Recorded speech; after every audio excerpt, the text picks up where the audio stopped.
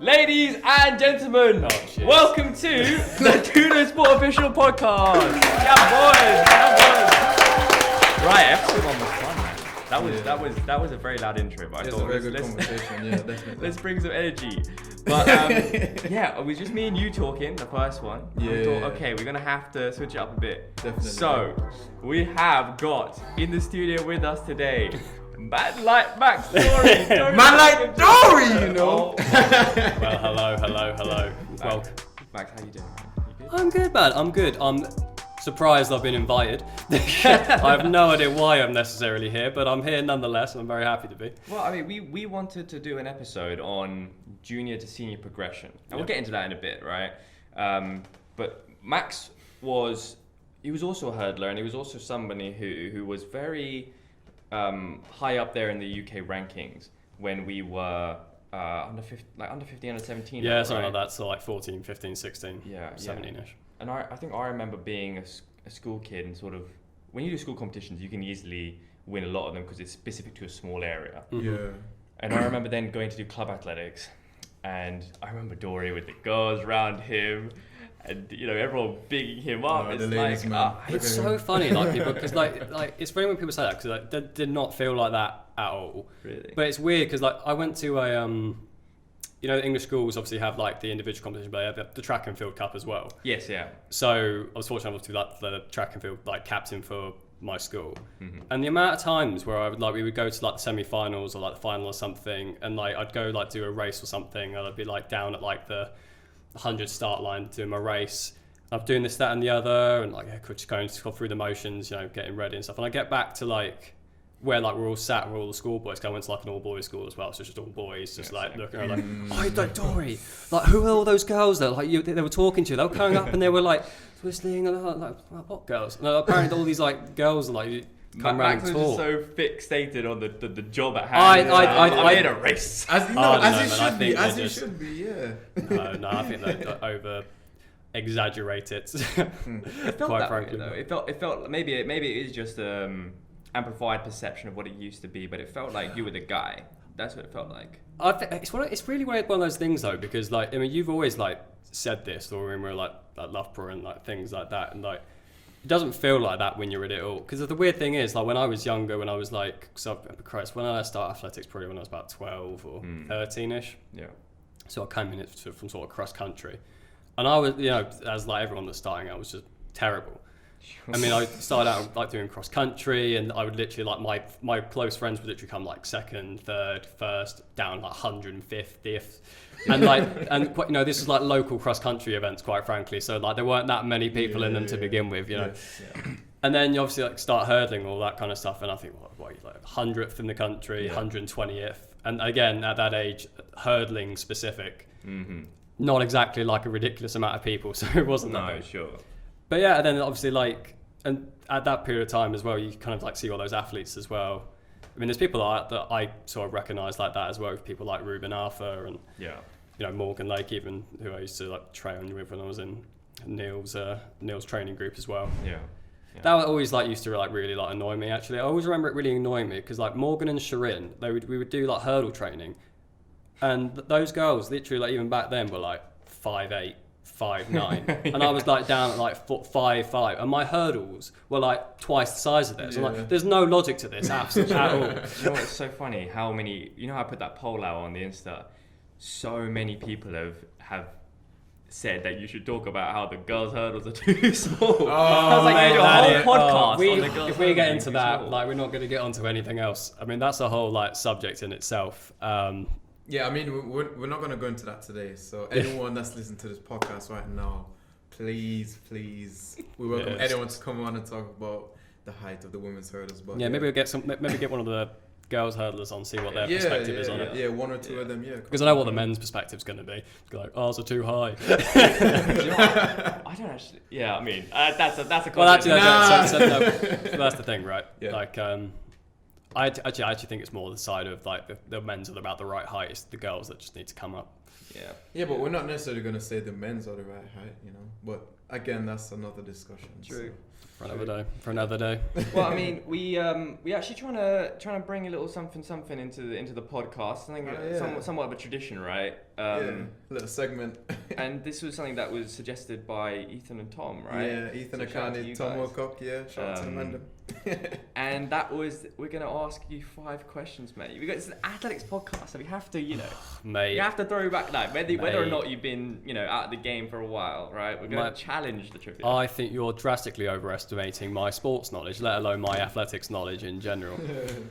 Oh, well. But I'm here for it, and it'll make good entertainment of me failing every question anyway. So guys, the name of this segment is going to be called "Do You Really Know Your Sport?" So, Spoiler alert. So, what we're going to do... name change pending. We're going to ask 2 questions that are sort of general to athletics. 2 questions about your event, which we're saying is 110 and 4 hurdles. Yeah, fair enough. And then we're going to hit you with the who am I at the end. And it's a 5 out of 5. We're going to have a leaderboard. I think. Leaderboard? Yeah, right? we do something with all the like that. guests that come on. We're going to see... we'll see how you do. You ready? Well, you know what? I like to think I'm going to set like a nice little benchmark for everyone to come in and think, oh, this is fine. Like, when like they used to do the Top Gear leaderboard, and like there was always like someone that like, right, I want to beat that person. There was always one person that like 2 minutes, like 50, and everyone else is in the 1 minute. That's going to be me, I suspect. And everyone's going to, well, as long as I beat him. Oh no. Next guest comes on. It's like, what did Dory get? He got 0. Yeah. No, I think They actually annoyed us. We gave him -1. I think with these questions, I think you're a good chance to actually get up there. You could get 5 out of 5. I'd be somewhat surprised, but let's give it a go. All right, there we go. You ready? Okay, question 1. The London Olympics was recently held in 2012, as we all know. But in what year was it first held? There's been 3 editions of the London Olympics. Did you know that? Yeah, it has, hasn't there? Yeah. Oh. When was the first London Olympics? Because originally I thought you were going to go, when was the first Olympics held? And I'm like, well, that's a hotly debated subject even in itself. Oh, Yeah. yeah. You've seen the answer, haven't you? Oh, Christ, it's like, it's in like this. I think there was one in either the 50s or the 60s. I'm trying to like extrapolate back like 4 years every year. Just see what numbers it could be. 50s wasn't far for the second one. But we're asking about. Oh, you're asking about the first one. So it's going to be like 1800s then, isn't it? I mean, we can maybe give him a plus or minus. Oh, screw it. I'm going to just go 1906. 1908. Oh, mate, that wasn't even an Olympic year. That's a good guess. if I'd actually figured that back and actually calculated it, I think outrageousness. 1896 was the first Olympics in Athens. So that was a good guess. 1906. I feel like we give it to. I mean, no. It's in between. It wasn't even an Olympic year. All right. I need you on the phone. Oh yeah. It's not a bad guess though. That's not bad. Okay. All right. Question 2. Is this the other? Yeah.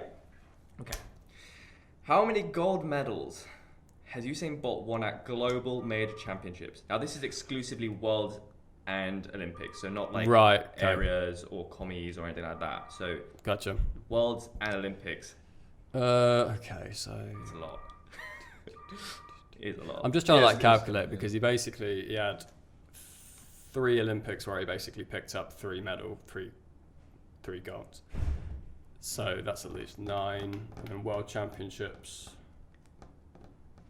I'm trying to calculate in my head as well. You don't see the answer. No. I want to see what you have to say as well. If I had to guess, medals, not gold medals. No, specifically gold medals. So either a world champions or Olympics. So we're not talking. So either Olympic champion or world champion. How many times has he been Olympic or? So we're not talking like Diamond League. Nah.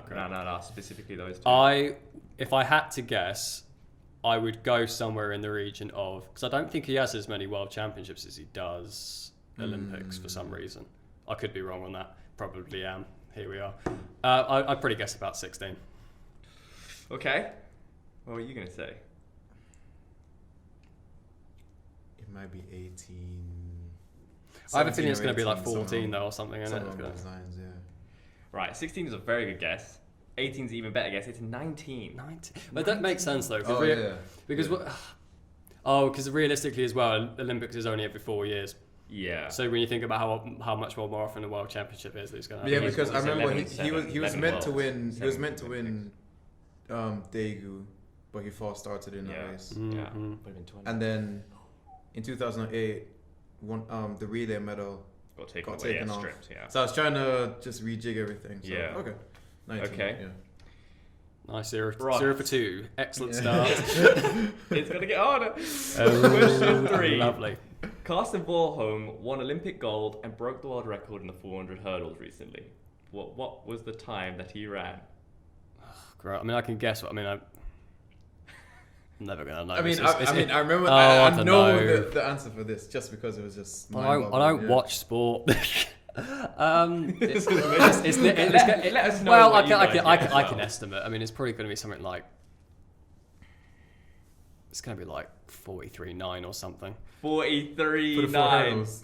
For the 4 hurdles. Oh, I don't know, 44.9. Try 45.9. It's 45.9. Oh, That is good. 43.9. Well, I knew it was like. Well, to be honest, I knew it was around 45. Like at least when I was doing a load of the 400-meter hurdles, but I didn't know it had been broken. It was. If it had been broken. It was 46.8. That was the world record before he Oh, did was it. He absolutely. So I'm just chatting out my ass, then I end up. No, I mean, the game isn't easy. Okay. Who was the first sprint hurdler to run under 13 seconds? These questions are actually a lot harder. I think that one's hard. That was a hard That one. was- I'm That torn one's between two. hard. And this I'd be is surprised if you got this one. history. Because there's obviously the current record, but I don't think that. I'm trying to think whether he got below it beforehand. And I'm trying to think whether Colin Jackson did it or not. No, so it's who's broken 13 seconds. Yeah, I know. Yeah, I he's saying he but thinks he might be I know. But Colin. I'm just trying to think because obviously I know it's 12.8.3 at the moment. What 12.80 at 12.80. the moment. 12.80. 80, yeah. It's Aries merit, right? Yeah, merit, yeah. Yes. So that hasn't been broken. I'm quite yeah, surprised. I mean, I'm just. at a risk though. My question is, obviously people have done obviously since then, but I remember him breaking it at the time, and then obviously so the first person to do it. I'm trying to think whether Colin Jackson ever did it. I'm going to say Colin Jackson, but I don't think he did necessarily. He might have done. I mean, Colin Jackson's not a bad guess, but I think 5 or 6 people had done it before him. Have you ever heard of Ronaldo Nehemiah? No. Well, there you go then. No. So I made these hot boys. Yeah, we're gonna scale it down for the. Hey. Okay. I don't think you need to Yes. because you're probably going to have like an actual athlete on next, like Maybe, proper athlete, maybe. and so they probably actually know something about Well, their events. Okay, here's Who Am I. This is where I think there's a chance here. You don't know who the Who Am I is yet, No. do you? Okay. I'm going to give you 3 statements, and you have to try and guess who it is. Okay? Well, who said the statement? No, who the Who the person is. Gotcha. Right? Gotcha. I have won 7 Olympic gold medals. Right. I am a multidisciplinary sprinter, so I do all the sprints, All the sprints. and I am a female American. So wait, when you mean all the sprints, you mean just one? She's or done two? everything. 1, 2, 4. I haven't. One full I mean, I think there's only one person. That fits Alison that bill. Felix? Yeah. What up, five? Hey! Well done, backstory. There we go. Alright. There we go. I mean, Look at that. Next one will make the questions a little bit easier. Yeah. isn't it? But 1 out of 5. There we go. I'm on the board though. I You're got on the 1. board. I think that's And at one least I'm not on there with 0. that's it. That's it. I think you look, kind of nice me with that last one though. If I'm being honest. I wasn't gonna say the American part, but would you have got it if I hadn't said American? No, I think look, I think- can't think of any other. The thing is with like particularly those sprint sports, there's only been like a couple of females that have like properly dominated like that. I mean, Shelley Ann Fraser Price is another one, but if I had to, like I said, I think if I had to go for one, it would be It'd be Alison yeah. Felix. I think if you didn't mention American, you'd probably toss it between an American. If you'd or said a American, I would Before, have. though. If you'd said American, I would have just head Yeah, first head gone guess, into. yeah. Yeah, absolutely, definitely yeah. Alison Felix. Yeah. Yeah. And Well- then all the sprints. Yeah. True. But I mean, yeah, look, going back to what we were discussing earlier, as we said, you know, we wanted to sort of discuss what it's like from being a junior and then coming up into senior ranks, because we do see, I mean, if you just look at the rankings, for example, how many names were there that are just no longer there anymore? Like, I was looking Yeah, back it's a the other lot. day, and I was seeing some names that, like, that were like the guys, and I'm like, I have you even done a hurdle race since you were 16, 17? No, it's a big age for the drop off. I think, so particularly when, and I think it could be like a multitude of factors. To be honest with you, I mean, first of all, people like 16, they're starting to get like freedoms. They can start, doing other things outside. Well, people start drinking. People start doing other things. People start thinking about university applications. They start to think about their lives in general. Whereas I think up until maybe like sort of 15, you're basically just going to school. Probably doing your GCSEs or whatever, and just doing what you like doing. If you when and have you had the ability to do it. I guess when you get to 16, I think you start to think a lot more forward. What do you want to do with your life and things like that? So I guess people end up prioritizing certain things for other things, and it could be for a multitude of reasons. It might be that they're prioritizing, let's say, working or doing another sport, because that's another thing as well, right? Because a lot of athletes, particularly very talented athletes, will do multiple sports. I mean, you see, particularly when we were younger, it was very common for particularly footballers, I found, but also rugby players and other athletes as well, that were doing other sports, and then they ended up prioritizing doing football, prioritizing cycling, prioritizing rugby, and all those other things. So I would imagine that's also like one of the other reasons. It's just that fat people start prioritizing, I would say. Yeah. I think there's a lot of factors that I think for females, I think it's actually like the worst. I was literally reading an article like the other day, and it's something like 54% of female athletes that compete at sort of like a world level don't even compete at a junior level, don't even end up competing at a senior level. Yeah. 54% who are competing at a world level. So these aren't just like females that are just doing it for recreation. These are serious athletes, right? Yeah. I don't know like what it is for men, but I think there's, and at least what this article was, I think it was on Athletics Weekly actually, if anyone wants to go like read it. But I think they were talking about a multitude of factors. I think particularly when women get to sort of 16, there's like a lot of changes going on, and there's a lot of obviously like stigma around weight and things like that, and I've even had that, and I've experienced that vicariously, I guess that's the word, like through other people, particularly when I was younger. When I was at literally an athletics coach got kicked out of like one of my first clubs, for that very reason. There was a very talented girl that it's rife, isn't it? Was a very good 400 meter hurdler, and basically I was caught saying, "Oh well, you're too heavy, you need to lose weight," all that kind of, and obviously to a 16-year-old girl's probably not the worst thing you can say. Yeah, of course. And so I think there's a lot of like external factors that sort of play into that, but like I said, it's not just that though. I think it happens with men as well, and but it's also a big jump, man. Like it's a big jump, because really at that point you're making the decision. Usually, particularly when you're young, like you put a little bit of effort, and it's like with anything, right? You put a little bit of effort in, you get a lot of results very quickly. Yeah. You start out when you're 13 or whatever. I mean, first of all, like as you're growing, you're getting quicker, you're getting stronger, you're getting faster. You're PBing every time that you go out and compete. Yeah. It would be, I mean, I used to remember like, you finish one season, like in like September, you go do an indoor and you'd smash your PB by like half a second, sometimes like even more, which is, it's just not feasible anymore. No, that's the thing. And that's the thing, you get to 16 and you've usually gone through a growth spurt by that point, at least most people. Yeah. You're starting to slow down. Well, at least some of us anyway. Yeah. Speak for yourself, bro. But usually you've gone through a growth spurt, which is like a big thing. That's when you normally see athletes sort of pop on the scene out of nowhere. Yes, yeah. Which is kind of the same for me, actually, funnily enough. Okay. Yeah. And it starts to become more, prioritizing the work. You just have to work, and you have to do the long hours. You have to, spend for how many days a week is. I think usually in athletics, most people train 4 days a week. Yeah, that sort of that high level. It's usually about 4, right? Mm-hmm. I was always questioning more of those people that sort of like 14 that were training like 6. Like 6 people say that I don't think it's just not feasible. It's not fun either, and I think that's why sometimes that's a factor that leads to dropouts in the sport as well. Is that you're doing all the work, you're not getting to race because you're always injured, and it's like, okay, so why am I doing this again? I think it comes with a lot of pressure as well. I think particularly when you get, and this comes into more of the psychology of it. Particularly like if you're not, I don't want to say, if you haven't got other things in your life that you identify with. I mean, particularly around that age as well, you're trying to like figure out who you are as a person. You're discovering who you are as a person, who the kind of person you want to be. You're sort of growing up, and I think with a lot of people, when they have like a lot of junior success, it almost becomes their identity. I mean, I had this as well. I was not very popular at school, particularly. Had issues like throughout primary school, into secondary school, and particularly in the early part of secondary school. And then I think from literally 1 year to the next, I had a small bit of a growing spurt. And I think in one indoor competition, I think I did in January, I think I jumped from about 100th in the country to second. Yeah.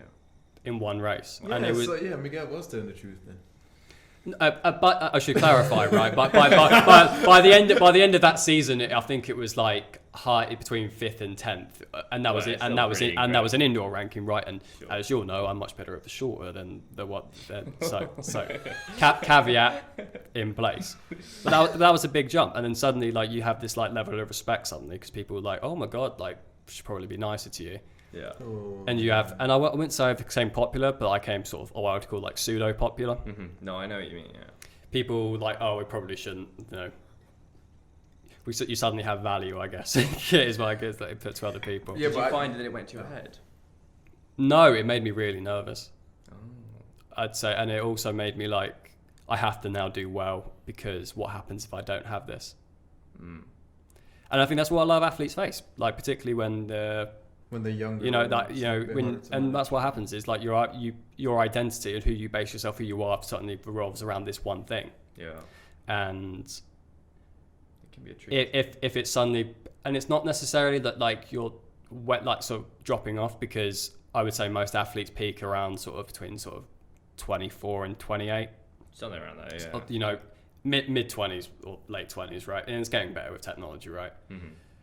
And as soon as you get, and when you start to get that resistance, when you're sort of like maybe 15, 16, 17, 18, 20, I think you, to be honest with you, you start to panic almost. And I think what you end up doing, and this, again, this was what they were saying about girls in this article I was reading about just like the other day. Yeah. You end up sacrificing long-term gain and your development for short-term success. So you end up overtraining, you end up focusing on your weight, you don't focus on your nutrition, you're not focusing on your mental health, you stop socializing with other people, which keeps you sane, you know, and and if you don't relax, you know, then you have increased cortisol in your body, which is a stress hormone, which literally degenerates muscles. It's not good for you. You can't, you know, if you're particularly stressed, and I'm not talking like stress as in like, you know, working out or that kind of stuff. I mean like stress, mental stress. You know, you can literally, it can impact your ability to build and develop muscle and become a better, faster athlete. Yeah. And I think that's what happens. And you see a lot of injuries and people overtrain. Like we said previously, there were some people that when we were younger, they were training 5, 6, sometimes 7 days a week. Yes. And for someone that is still growing, I know we said like our post growing spurt, like you know, you could peters out a bit, but you're still growing. Like girls surely up to between 16 and 18, but guys up to the 21. Oh, I was still growing when I was at uni. When I grew 2 inches. Yeah, I grew up. Started. I wasn't growing much, but I grew about half an inch, I'd say, between I guess like 19 and 21. So you're still. Yeah, you're still growing up. Yeah. Exactly, and I think that's what ends up happening a lot. And I mean, the reason we wanted specifically you to come on here is because me and Chad, we sort of came from 2 different worlds, right? Where, you know, we were not as successful as a junior, and now we're running a lot better as seniors. And you're almost sort of the opposite, right? Is that you were sort of a top 10 guy as a junior, and then as you got to a senior, it wasn't as easy. Was that a tough barrier to overcome when all of a sudden racing over hurdles, for example, was a bit more of a challenge, right? Because suddenly you're in a world where maybe all the others have caught back up because they were like we were built like 5'2" and very, very skinny. Was that something that wasn't an issue for you when you got to senior level? I think it wasn't not why I would necessarily that with me. I think, to be honest with you, I had like a very big issue with like self-belief. Like I didn't believe that, I think deep down that I could actually do it. Yeah. And like, it's literally, I remember like literally like even at my peak thinking, oh yeah, I'll just do it recreation at uni. Because I just didn't think that, you know, I'd be able to like compete basically. But it's also a multitude of factors. And fundamentally, when you start getting down to the nitty gritty of it, when you get to that sort of senior level point, it takes a lot of hard work.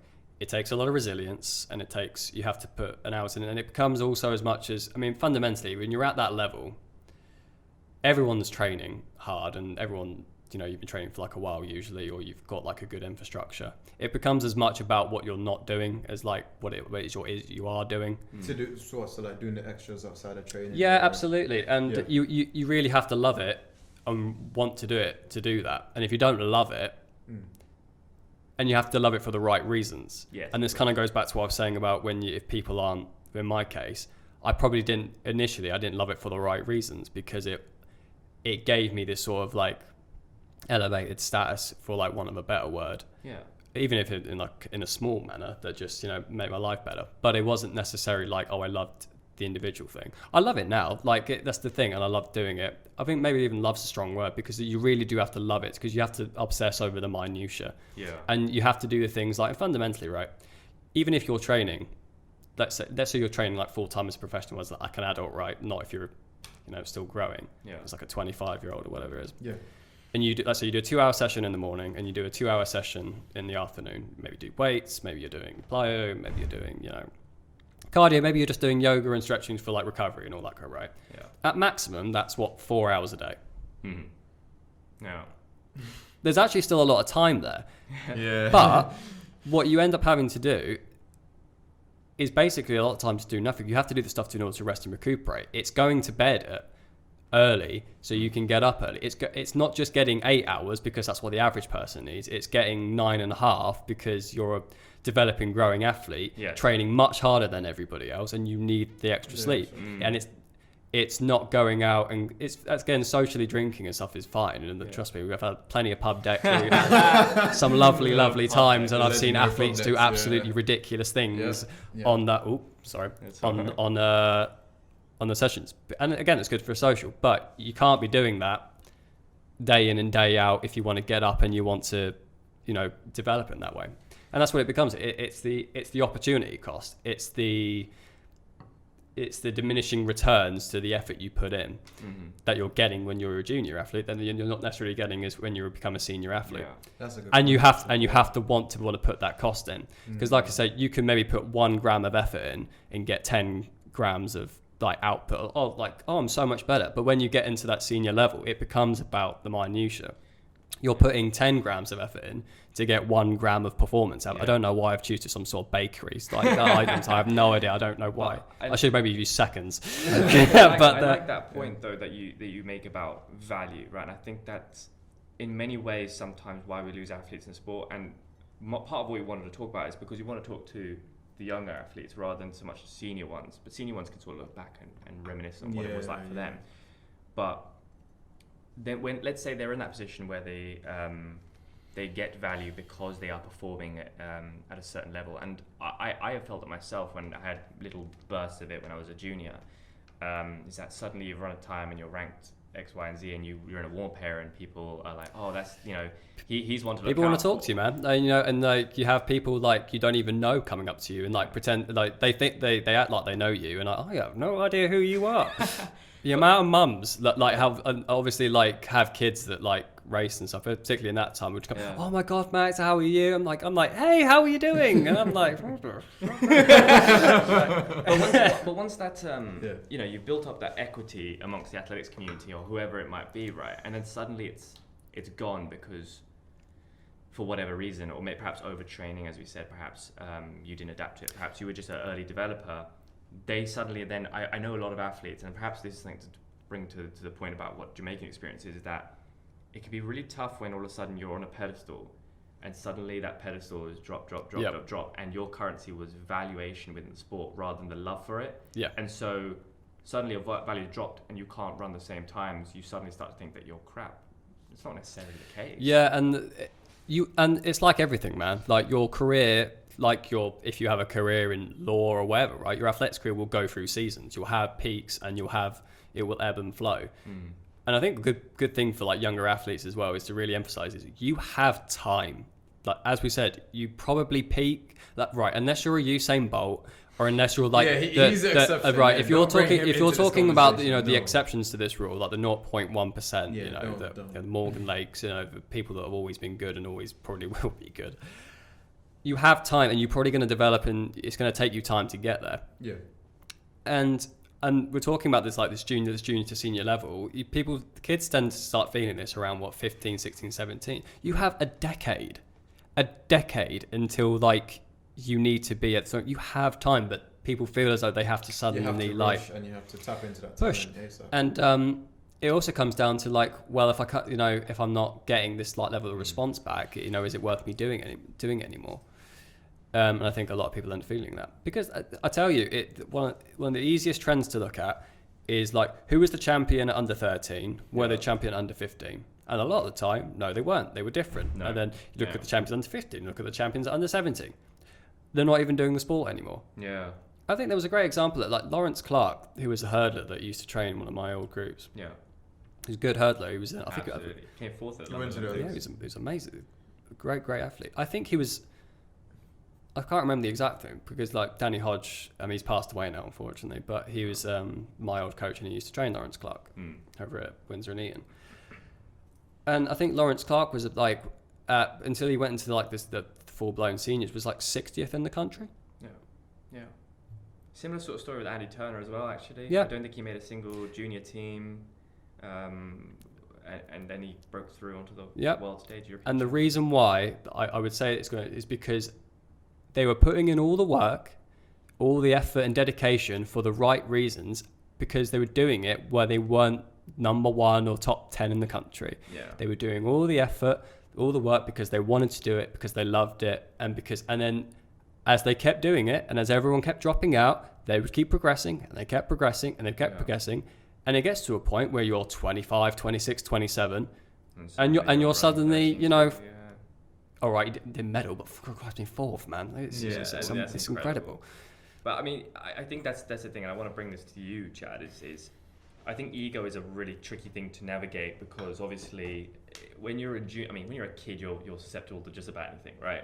Suddenly, you're the guy that can influence you. Jamaican schools is a whole nother competition compared to English schools, as we went into we sort of touched on in the last. I can't even imagine, like, because it's as opposed to here where it's football, right? It's the sport. Yeah. It's the thing. I can't even imagine what the hype and the status and what it's like over there. Right? But did you ever feel like there were a lot of egos that came with the athletes who had success, and also some that maybe dropped off or thing? And what's your take on that sort of thing? I think personally the whole drop off is probably two, maybe even threefold. So I think the first thing I'll probably have to touch on is, and this is a very hot topic in Jamaica as well, you know, if we need to implement things to change it, but overtraining, 100%. Kids from as early as maybe, let's say 12, 13, they get pushed really hard. So, you know, the training that we used to do at Luffer with George, I would probably say it's at least that level or a bit harder. Which is what, from like the age of 12, 13? Yeah, I'd say the wild. earliest 12. So once you get into That's high school- ridiculous. That's wild. You're putting, bear in mind we're at Loughborough, everyone's 18, right? They're all adults, Yeah. right? You know, and that's just crazy. And that's such just one thing. It's finding good coaches when you're young. It's having a good and being willing to actually change coaches if you don't believe it's the right situation for you. Yeah. If a coach is telling you to train 5-6 days a week because you need to be the best in athletics, all right, maybe it works in other sports. It doesn't work. I've never seen it work. But the thing is, though, it's different. It's different for us in Jamaica, because at the end of the day, the standard is just so high, and because we've seen where it can take you, so we know that if you train well and do what you need to do, you can get to the, compete in the Diamond League, the circuit, and the glitz and glamour that comes with it. So sponsorship deals and all that stuff. Yeah. So from an early age, it's almost okay. This is a way out. This is a way to get a scholarship to go to America, and then to keep that development going on. And I think when I look back at my own experience, I never thought of it at the time as, this is really hard. I just saw that sort of training as the norm. Is when I came here, I said, wow, we were getting pushed really, really hard. And especially, again, the schools in Kingston, they get pushed really hard. Well, I would say they get pushed really hard. My brother always tells me, because he went to Jamaica College, that's in Kingston. And when I listened to his training, I thought, wow, this is harder than what sometimes we even did at Loughborough. Do you feel like the overtraining then flushed out a lot of people? Yeah, so I think, again, what you said, so you talk about under 13, under 15, under 17. So the way it works in Jamaica, there's class 3, class 3, class 2, class 1, and it goes up roughly in the same order. So under 13, under 15, under 17, I think under 19 towards the end. Yeah.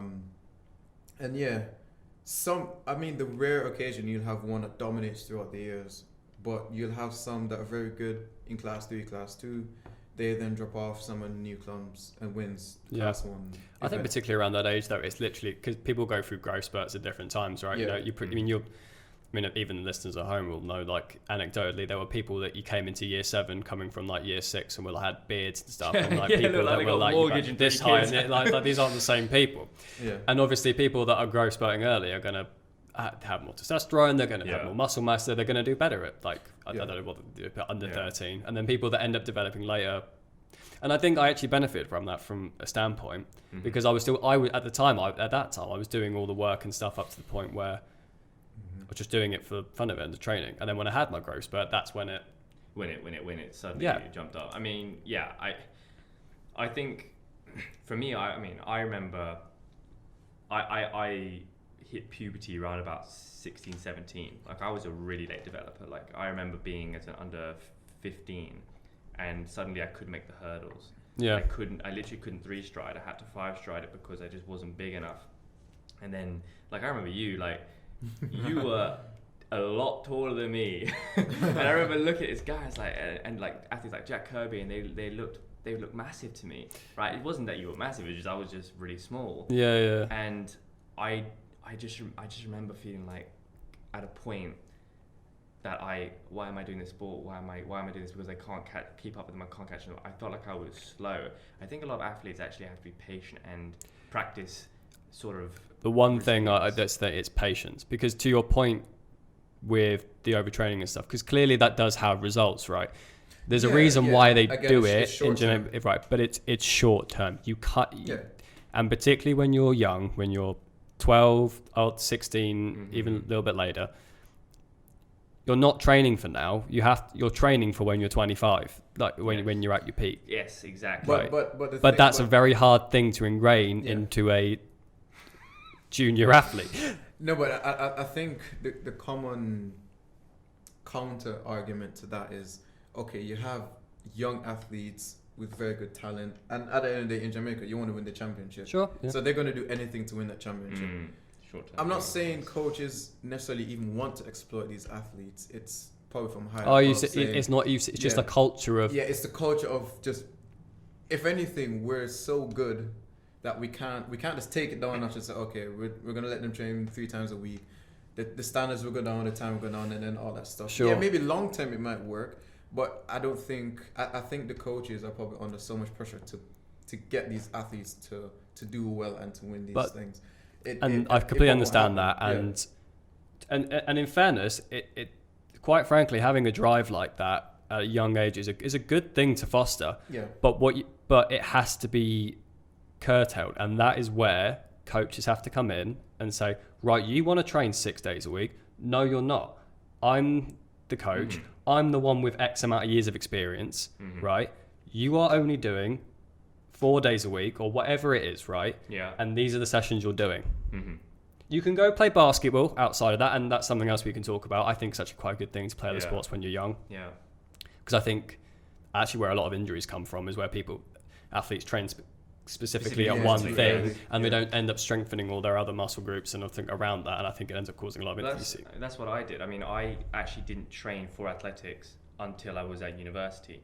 Like, I would just race. You were late to it. I'd raced since I was about 11. I always did that. I would just go and race, but I never actually did training for it. What I did is I played a lot of cricket, a lot of rugby, a lot of hockey, basketball. I did all those sports. All of which have dynamic movements, have cardio aspects to it, have elements of strength training, have decision making. Also, to be honest, they were more fun. Like, I think people got to appreciate though, athletics is a brutal sport when you're a junior. I think that's the case with a lot of individual sports in general. Because I think you can see a lot of the same thing with boxing and like you see with even tennis and things like that. There is a communal feeling, and I was always very jealous of this when about football teams and rugby teams, like they celebrate wins together, camaraderie. and it always camaraderie and stuff, and realistic, like you have good, and if you have a good training group, there is camaraderie within your training group, and I've definitely had that, but it's not the same thing.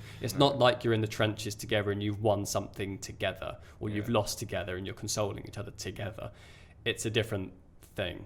And I think again that can put a lot of mental strain on young athletes in particular that aren't necessarily maybe as mentally developed or strong as like some of the athletes at 24, for example. Yeah, but I think this is the thing, isn't it? It's when you're a 14-year-old, it's easy for us to talk about it and look back on hindsight. Oh, of right? course, Because yeah. We're 11 years more mature than Exactly, we were, yeah, right? exactly. And we look back to what it is like.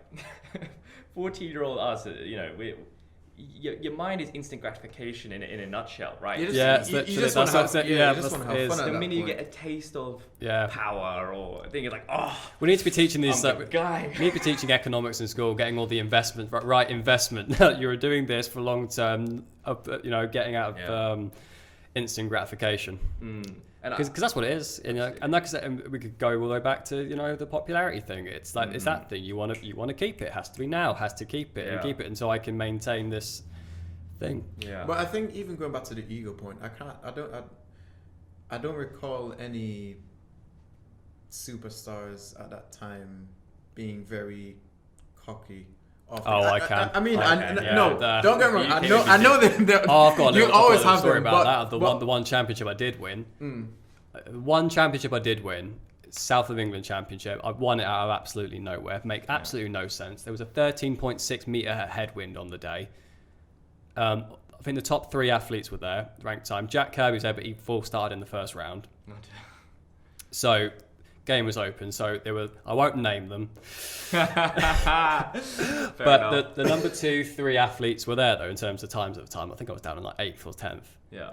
And I blitzed the heats, and this particular athlete's like, oh well, yeah, there was such, the wind's crazy today, it's changing all the time, and you run a crazy time in that heat, compared to us in our heat. And I'm like, oh, yeah, fair enough. Get around to the final, say 3.6 meter per second headwind, and for those who don't know, a 2 meter per second tailwind is an illegal tailwind. Yeah, this is a gale. So 3.6 meters per second headwind is quite a headwind, particularly with hurdling, with stride patterns and things like that. I weirdly think it actually helped me. I think perhaps I was. This is gonna sound so weird, but I think I was too quick for my hurdle technique. I know what you're saying. Yes. I think I was faster than my hurdle technique was good. And I think the headwind, funnily enough, actually slowed me down to the point where I could actually, and it was a clean race as a result. But I ended up winning, I think, and ran a PB, like in a stupid headwind. And I think I won the race by about half a second or like 0.4 seconds. Yeah. And the guy who came second refused to come and accept his medal. Yeah. Because he had lost to myself. Yeah. And look, I don't think I'm going to have many rules as a parent. I think I'm generally quite laid back and just want to find your own way. If my child is a bad sportsman, I will lose my 100%. It is the one thing that will gnaw at me, that if my child is a bad sportsman. Because it's the one thing I was always taught. It doesn't matter if you win, lose or draw. Shake hands with people at the end. You were the better man on the day. Yeah. And but don't get me wrong, most of the time I was not the better man on the day. It's just that this one day I happened to be. Yeah. But I mean, to be honest, like this is the thing, is like sportsmanship is imperative. And I think there can be cases where in the UK at a junior level that's kind of rife. It's like that shouldn't have happened. No, look, there's this culture of almost feeling like the person who beat you was at fault. Like, no, don't be mad at the person who beat you. The only person you can be mad at is yourself for not being good enough to beat them on the day, and that's fine. Go back to work, figure out what it is to improve on, and then keep going at it. Or even if there was like some, BS with like, sometimes people, that wasn't a full start, this, that, and the other. Right, it's not the athlete's fault. The athlete's job there is to arrive, given the circumstances that are given to them, and perform to their best of their ability. 100%. You're naive. I mean, we can talk. I mean, that's a whole other issue about officials in these particularly lower level athletics events. We're saving a whole pod for that. Yeah, I mean, no, we won't get into that now. But I mean, that's a whole other issue in itself. But like I say, it's the rules of the game. The scenarios and the environment dictate themselves. Yeah. It's the athlete's job to perform the best on the day. Just because that athlete in that set of circumstances, in that set of situations, wins, you shouldn't direct your anger. I mean, it's easy to, when you're young though, and you're not necessarily as emotionally intelligent as a 25-year-old. Again, very easy for us to sit here and say that as mature adults. And I used to take it to heart. I didn't used to direct it to anybody, but I used to take that to heart personally. Yeah. And it took a while before I was like, no, fine. It's fine. I just need to be better at this and focus on myself. I mean, I was always the guy who used to hand out jelly babies in the call rooms for English schools. People were always so nervous, man. Like, we did sit around for English schools. I'm like, everyone's so next. I just like, hey, what's your name? Like, I'm Max. I'm from Reading. Fancy a jelly bean? I just hand them out. We had the nice chat. It was nice. Yeah. Maybe I should have been more concentrated. I think I came like 6th out of 8 in that. Maybe I should have been more concentrated. I don't know, but maybe. But I mean, perhaps that relaxed nature was what got you to do quite well at that time, and obviously once you got the success, you got the. It took time though, and I think it's always been directed inward for me. My frustration is always I'm never good enough. It was never like, I was always very congratulatory of other athletes. Yeah. So even if I didn't perform well, I'd be like, oh, mate, you did so well. Like so. Yes. Whereas some people literally like, no, you beat me. You are a. Yeah, well, it's something or other, right? And that's a wrong direction to take it in. Yeah. I mean, look, you are naive if you think that an athlete is rocking up the start line and doing nothing but their ultimate best just to beat you, right? Of That's course. just a fact. So if you're a young athlete and you're getting beaten, take it on the chin, shake her hand, walk away, and then you can throw the toys out the pram as you go. Because we can. That's fine. Frustration is okay. Just don't. It's good. It's fire. It's dry. It's dry. A level of it is good as long as you're not. Because then the other side of that is where you take it too far and you start like overtraining weight, particularly girls. I know, for example, But having a drive and a fire and a passion to be like, no, I want to do this and I want to do it is great. But it's also why like training in a group is so good in athletics. Like go train by yourself. It's not fun, right? But the reason why those groups exist is because you want to do a 200-meter session with other people because you can run with someone and it pushes you to do better. Yeah, absolutely.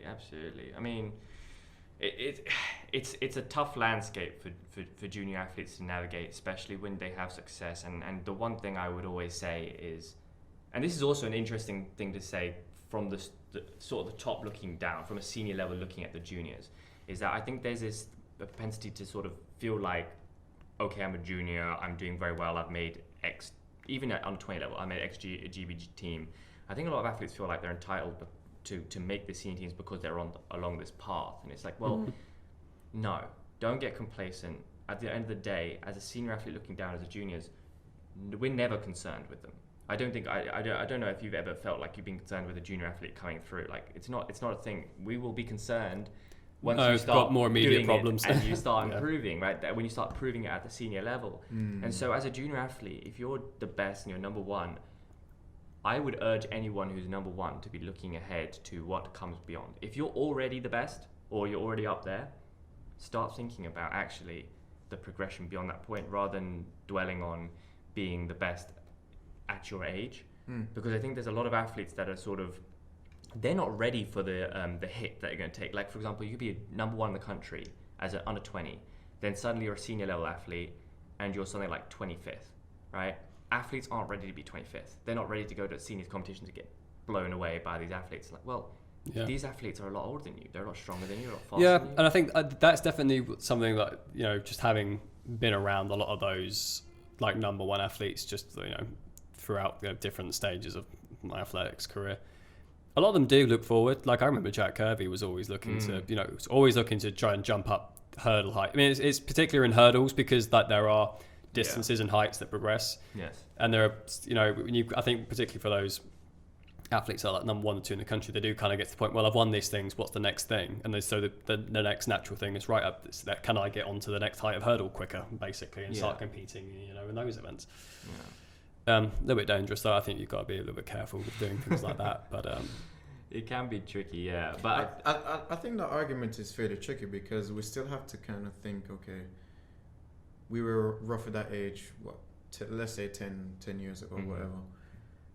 You're not thinking about really progressing. Even if you're number 1, you're not thinking about, necessarily. I mean, that's what the really, really, really ambitious athletes, but just in general, I was never like that.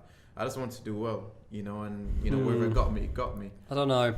I think it completely depends who you are and your personality type. Sure. Yeah. Because I have met some, but even at that age, they were very gung-ho. Like, this is what I want to do with the rest of them. And even me to an extent, I was looking at universities with the best athletics programs at 14, 15. Wow. I was looking at Bath at the time. Bath had a really, really good 400 meter hurdles. I ended up at Loughborough by accident. And you know, I certainly wasn't the most extreme in that example for you know, for any purpose, you know. So I don't know. I think it really is dependent on the individual. Some people are, and to be honest with you, some people, particularly at that age, maybe some of the younger age groups, they're just doing it because they can, like because they're naturally talented.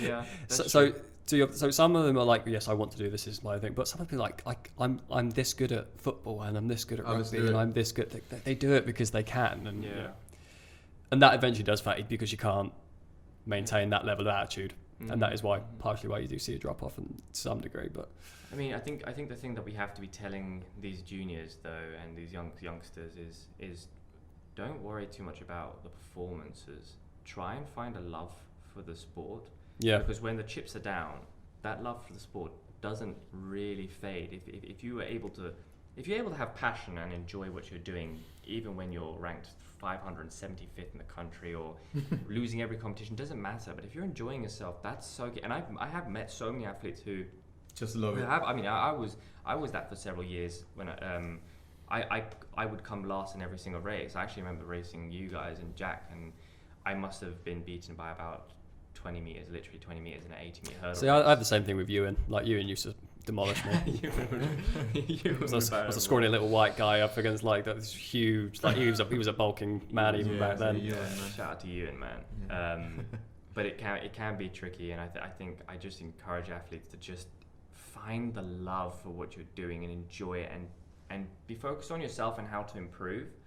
Because I think if you are too worried about what other people are doing and where you sit rank wise and everything, because power 10 was like, that was a thing, like people would always, it's almost like your value in a quorum or the warm area was dependent on who it is. I remember being at some of these competitions and being clearly the nobody, like that, and feeling that, and that's a weird thing, like it really is. I think if you can try and avoid that kind of mentality, definitely. And I think, as we kind of said, if you have that and you work hard, in most cases, like where at least you have some talent, you will eventually get to a point that's much better than those people that are doing very well from that. I mean, look at you. I mean, like you basically didn't start training until much later on, and you've in your early 20s of that, you know, soared to great heights with it. And it's like, it's just one of the things. I mean, we talked about Lawrence Clark. Yeah.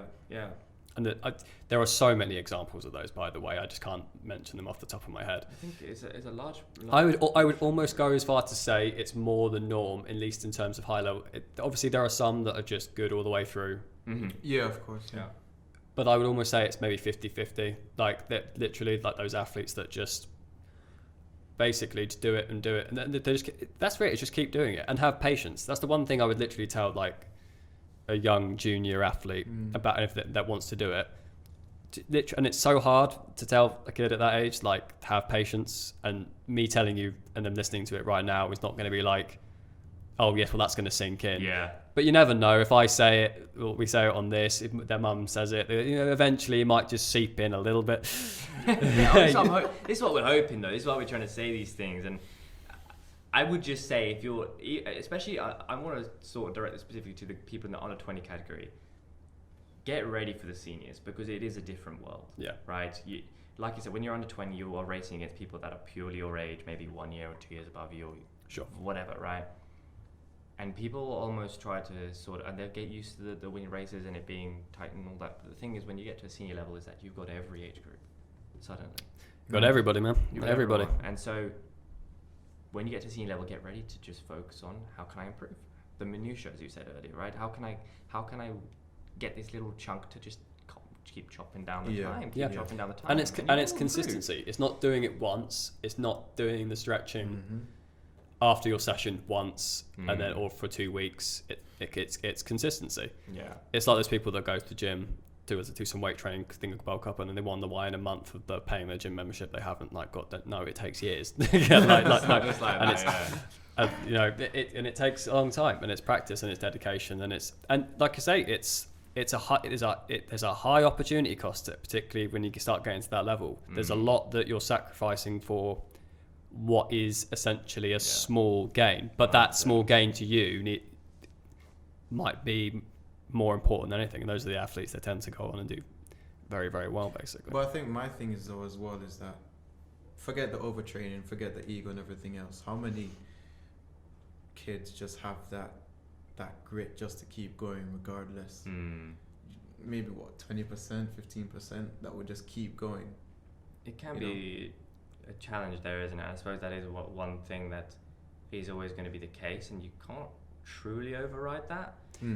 Yeah, it's one of those things. You can have the grit when you're like 12, 14 where there's not much else to do, but then suddenly like when you're 16 and girls or boys and alcohol and uni and then suddenly you're like, oh wow, there's a lot of other stuff that I could be doing. And it's that thing, and it's so people have grit when they're younger, but then like I say, I'm the 20s, man, you're heading off to uni when you're 18 or 19, whenever you're going. And I know, to be honest with you, I think it's probably quite a smart decision. Like I know that some athletes, when they've finished A levels or school, and they know that they're probably good enough they're in and around the top level, nationally kind of level, they'll just take like a year off before going to university just to train, maybe do some work. Yeah. And to be honest with you, I think honestly that's a good thing, because actually, it kind of separates you and it gives you a little bit of space. I think that's what happened for me, because growing up in Jamaica and stuff, I predominantly did athletics, as most of us do. And then when I came to the UK, I was just sick of training for track and field and all that stuff. That it really got to the point where I said, no, I'm done. So I played some football, and that was really fun. Did it for about 3 years. Then I came to uni, and then I was going to do the trials. But Loughborough trials, about 400 guys trying to turn up. That's the thing with Loughborough, right? I'm not going to do that. Because I certainly wasn't at that sort of hurdling level when I went to Loughborough. Like I said, I was very much just doing it sort of recreationally. I mean, I wasn't bad. I mean, if I went to another uni, I probably would have like made the team. But obviously at Loughborough, there's like 5 guys. I think my hurdle time would have even actually put me like midway in bucks or something one of the years. Yeah, it would definitely. But I was like, I didn't go because I was the 5th guy on the list. It's brutal. Yeah, it was tough. Yeah, Loughborough was a bit mad. Loughborough's an inordinary situation. But on the other side of it, you have an environment full of people that do actually love it. And it's a great environment. It's not just great facilities, it's good people and good infrastructure for you to be better. So if you were looking to be like the best athlete you could possibly be, it's probably that's probably a better option than going to I'm not going to throw any shade on Kent, but let's say you went to Kent being the number one athlete there, just to get that kudos and that sort of infamy. Rather than putting yourself amongst the big fishes. I think that's a good point, actually. I think there's a lot to gain from being well below everyone else. I think I benefit. There is the most to get. There is the most to get. I was only ever chasing.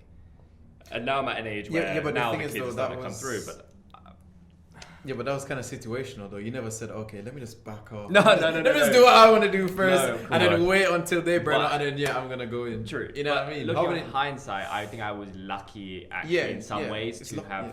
Because I could have given up when I couldn't beat everyone else. Yeah, but the fact easily. that I managed to just hold on that a little bit longer, and because I loved actually hurdling. I actually loved hurdling. Like I really. Oh, it's really great love fun. It. So I did it for fun rather than actually to win. Now I don't know how I would fare with it if suddenly I started losing and all of that, because then Because you're used to because now I'm on that thing. I never had that taste of. I think it was success. probably very good for you to weirdly have that development late, because you did it for all the right reasons, and then when you were older and you probably have some more emotional intelligence to be able to decipher these problems, right? Rather than having it when you're 15, 16, 17, it's a little bit easier for you to sort of deal with that, I think. But But I think just back to the original point, I think me taking that break and then coming to Loughborough to resume athletics and then, joining hurdles, a complete new event, I think that sparked the love that I was missing for years. And I think... Because you were a long jumper. Yeah, I was doing long jump, and then I came to do long jump, and then there's a whole coaching situation, which I will not talk about. So did hurdles, joined Team J, shout out Team J again, as always. Yes. And, but yeah, I think that break really helped me to get that love again, and I think it can be useful. I think particularly if you're doing it, what we've been talking about, for quote unquote the wrong reasons, you take a break and then you just start doing it again for the right reasons, and then you develop back into it for the right thing. It gives you like a nice reset, I think. But so I don't know if any junior needs to hear that or something like that. Don't, if you really want to take a break and try other things, take a break, and then if you come back to the sport, then that's totally cool, good. isn't it? Yeah. Shows that you really love it. So. Well, I mean, thank you so much, Max, for coming on the pod and sharing your... It's alright. I have no idea whether any of this is like relatively even usable, but... No. Come on now. I think we got a lot of hard-hitting points. I think this podcast is maybe targeted more towards the junior, but also hopefully some seniors can perhaps listen to this and actually think back on what their experience was, and perhaps we'd love to hear from you guys as well, like what is it that your experience was like, what are the challenges you faced, whether you were a success story as a junior, or you were down the rankings and you worked your way up, or you were just doing it still even to this day because you just love it, and you're still maybe not high up in the rankings. Because I have a lot of respect for athletes like that, for sure. Dedicated, yeah. Absolutely. And there's a lot of them, like they're out there. There's man. actually a good amount. People that just do it, and quite frankly, man, people forget it's not like you're learning a skill for like painting or something. And no dissing on painting, but just being active is a good thing for your health and well-being as an individual, whatever you do. Yeah. The health benefits you get from the track game is considerable. So if you can do it and you're loving it and you're in shape, brilliant. Yeah, man. You should watch those Masters Championships, those over 50s. Yeah, man. Hey. These guys are warriors, bro. Boy, they're built. Hey, they got some. They put my body to shame. I tell you what, man, I can't imagine myself hurdling in my 40s and 50s. I'm 25. Yeah. Those guys are double my age, and they've got they're jacked to. Yeah, it's crazy. It's absolutely crazy. But guys, absolutely, as we said last time, guys, go check out all of our socials at Tudo Sport Official for our Insta, at Tudo Sport for the TikTok.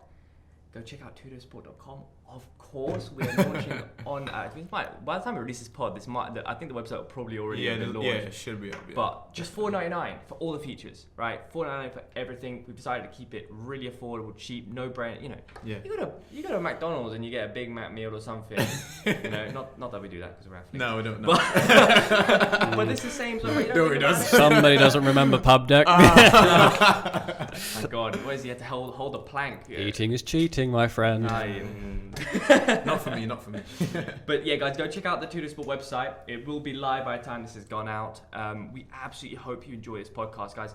We are really hoping that you all can just suggest what topics you guys want to hear about, guests that we have potential on. guests to come on. And we're really looking to sort of make this grow. And again, thank you so much, Max. It's alright, man. It's a pleasure. Humble to be here. Chat's been good fun. I've enjoyed it. Definitely. Absolutely. And go check out Tudo Sport, guys. That's it. Plug a Tudo Sport. Alright, guys, you take care.